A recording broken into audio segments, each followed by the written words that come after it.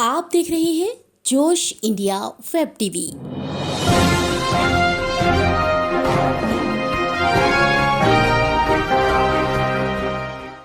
नमस्कार, आप देख रहे हैं जोश इंडिया वेब टीवी। देश दुनिया की तमाम बड़ी खबरों के साथ हर रोज की तरह मैं हूं गीता सक्सेना। आइए जान लेते हैं क्या है आज की हेडलाइंस। पंजाब की राजनीति में नया दाव, अरविंद केजरीवाल की बड़ी पेशकश। हर घर को 300 यूनिट मुफ्त बिजली, बिजली के बकाये बिजली बिल होंगे माफ, काटे गए बिजली कनेक्शन होंगे बहाल।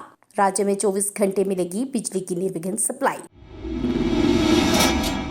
हमले के बाद पीएम मोदी की हाई लेवल मीटिंग, सुरक्षा के खतरों से निपटने के लिए जल्द आएगी नई नीति। ब्रिटेन में प्रचार सामग्री पर लगी पीएम मोदी की तस्वीर तो मचा बवाल। कनाडा और अमेरिका में गर्मी ने तोड़े रिकॉर्ड, लू से आम जनजीवन प्रभावित। और अब पेश है खबरों का विस्तार। आम आदमी पार्टी के राष्ट्रीय संयोजक अरविंद केजरीवाल ने चंडीगढ़ के दौरे में एक बड़ा ऐलान किया है। उन्होंने कहा कि पंजाब में आपकी सरकार अगर बनती है तो हर घर को 300 यूनिट बिजली मुफ्त दी जाएगी, बिजली के पुराने बिलों को माफ किया जाएगा और राज्य में 24 घंटे बिजली की निर्विघ्न सप्लाई भी की जाएगी। दरअसल यह दाव अरविंद केजरीवाल ने चंडीगढ़ में अगले विधानसभा चुनावों को लेकर पंजाब के लिए एक नई पेशकश के साथ खेला है। यहाँ मीडिया से रूबरू होकर उन्होंने बिजली को लेकर 3 बड़ी घोषणाएं की हैं। उन्होंने पंजाब में बिजली संकट और महंगी बिजली का मुद्दा उठाते हुए कहा कि राज्य में आम आदमी पार्टी की सरकार बनी तो दिल्ली की तर्ज पर अब पंजाब में भी सस्ती बिजली दी जाएगी। उन्होंने कहा कि राज्य में हर घर को 300 यूनिट तक बिजली मुफ्त दी जाएगी, बिजली के पुराने बिल माफ कर दिए जाएंगे और राज्य में 24 घंटे बिजली उपलब्ध करवाई जाएगी। और यहाँ तक कि आपकी सरकार बनी तो बिजली के बकाये बिल माफी के साथ साथ काटे गए कनेक्शन भी चालू कर दिए जाएंगे। उन्होंने साथ ही इसका जिम्मेदार पंजाब सरकार को ठहराते हुए कहा कि यहाँ निजी थर्मल कंपनियों और पंजाब सरकार के बीच साठगांठ के कारण राज्य में बिजली महंगी है। पंजाब में बिजली बनती है और राज्य की ज़रूरत से अधिक बिजली बन रही है, लेकिन देश में यहाँ बिजली फिर भी सबसे महंगी है। जबकि दिल्ली में बिजली नहीं बनती है लेकिन वहाँ देश में सबसे सस्ती बिजली है। उन्होंने कहा कि महंगी बिजली के कारण लोगों की कमाई का करीब आधा हिस्सा बिजली का बिल देने में चला जाता है। इससे महिलाएं सबसे ज्यादा दुखी और परेशान हैं। दूसरी ओर अरविंद केजरीवाल के इस चंडीगढ़ दौरे के साथ ही पंजाब में बिजली की राजनीति तेज हो गई है। ऐसे में पंजाब में 2022 में होने वाले विधानसभा चुनावों में बिजली प्रमुख मुद्दा बनता दिखाई दे रहा है।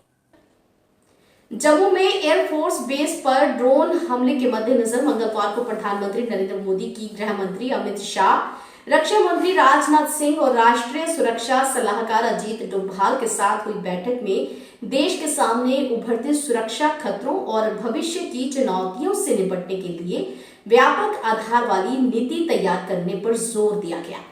बैठक में कई अन्य पहलुओं पर चर्चा हुई। सुरक्षा बलों को आधुनिक उपकरणों से लैस करने, क्षेत्र में अधिक युवाओं, स्टार्टअप और रणनीतिक समुदाय को शामिल करने पर भी विचार विमर्श हुआ।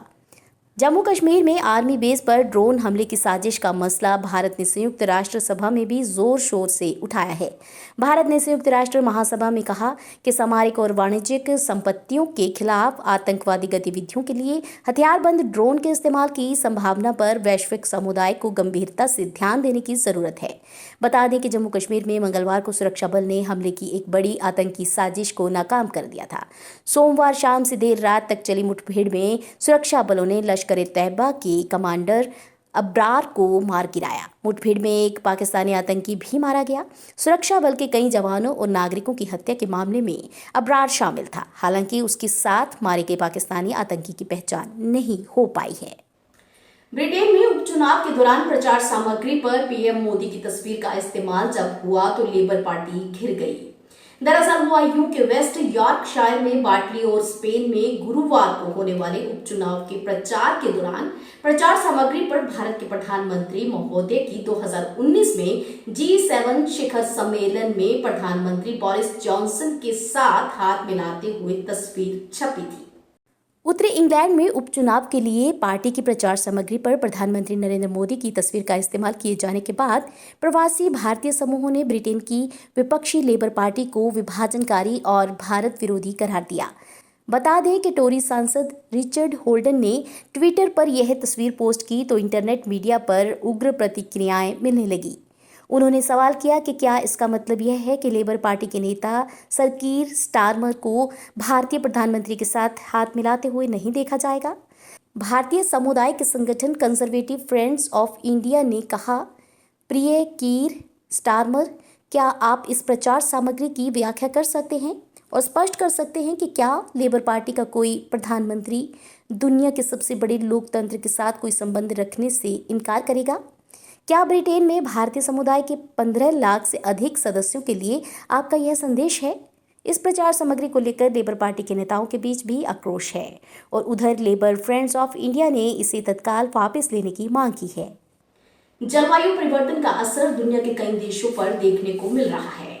बात करें कनाडा और अमेरिका की, तो यह देश भी गर्मी की इस भयंकर तपन से अछूते नहीं रहे। सड़कों पर सन्नाटा है, कोविड सेंटर सुनसान है, स्कूल कॉलेजेस बंद हैं। कनाडा मौसम विभाग के अनुसार गर्मी ने 84 साल पहले के रिकॉर्ड को तोड़ दिया है। ठंडे वातावरण के अभ्यस्त कनाडा और अमेरिका के लोग इन दिनों रिकॉर्ड तोड़ गर्मी और बदन झुलसा देने वाली लू से परेशान हैं। कनाडा के ब्रिटिश कोलंबिया में तो हाल बेहाल है। यहाँ पारा सारे रिकॉर्ड तोड़ते हुए 46.6 डिग्री सेल्सियस तक पहुँच गया है। सड़कों पर सन्नाटा पसरा है, कोविड सेंटर सुनसान पड़े हैं, स्कूल कॉलेजेस तक को बंद करना पड़ा है। उत्तर पश्चिम अमेरिका के शहरों में कुछ इसी तरह के हालात हैं। कहा जा रहा है कि इस बार कनाडा में गर्मी ने 84 साल पहले का रिकॉर्ड तोड़ दिया है। कनाडा में जब कोरोना की पाबंदियों में ढील दी जा रही है और लोग रेस्टोरेंट, समुद्र तटों और पार्कों में जाना चाहते हैं, तपते वातावरण ने उन्हें घरों में ही कैद होने के लिए मजबूर कर दिया है। कनाडा ही नहीं, उत्तर पश्चिम अमेरिका के पोर्टलैंड, इडाहो, ओरेगन और पूर्वी वाशिंगटन भी भीषण गर्मी से तप रहे हैं। आप देख रहे थे प्राइम टाइम न्यूज बुलेटिन में आज की कुछ बड़ी और बेहद खास खबरें जोश इंडिया वेब टीवी पे गीता के साथ। कल नई और ताजा अपडेट्स के साथ फिर से मुलाकात होगी। तब तक के लिए मुझे दीजिए इजाजत। धन्यवाद।